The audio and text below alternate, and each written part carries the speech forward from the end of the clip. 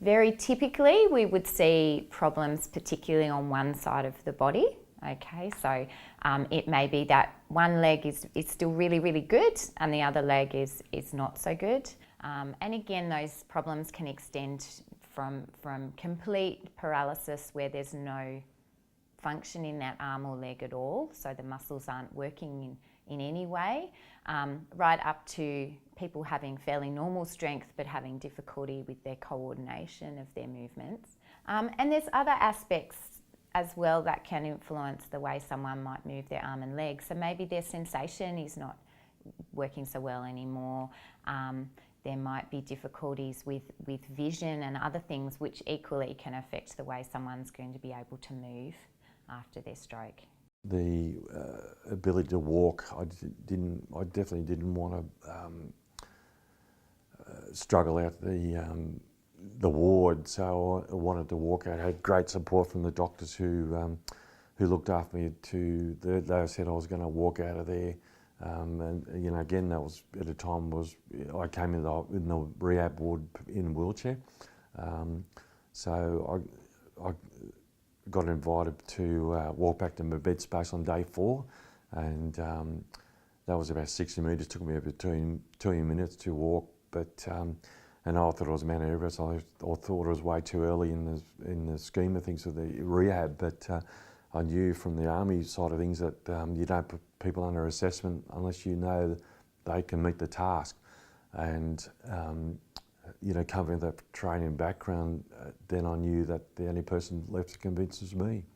When you can't feel anything, your muscle doesn't start. Even though you can stand, because you can't feel the ground under your foot, the muscle doesn't engage. So you have extender muscles and flexor muscles, and to work them together, you got to have sense of touch. Because if you're going to pick something up, you have to feel how heavy it is before you engage the muscle.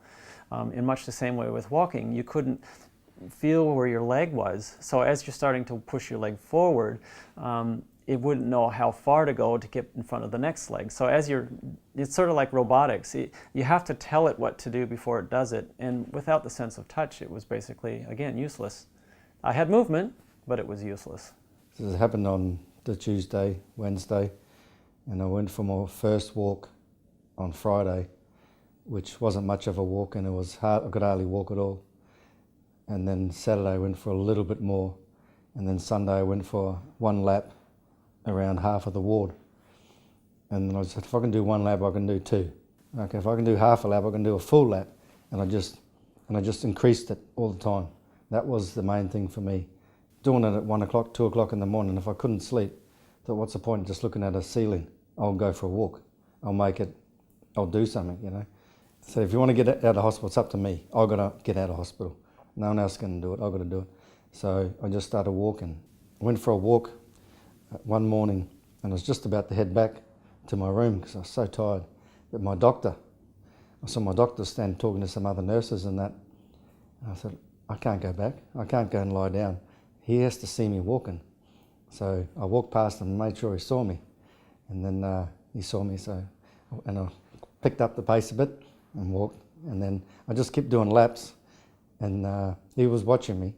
And then when he left, I'd done another lap and checked the rooms out, make sure he had gone home. And then I went back to bed. I was so tired, I was absolutely buggered. That afternoon he said, I saw you walking today. You're going pretty good there. He said, you keep this up, you might be out of hospital pretty soon. And then just the light switch okay, rightio, I know what to do. So I just walked more and more. And then I got out of hospital a week after I went in there. And then I still kept that walking up when I left hospital.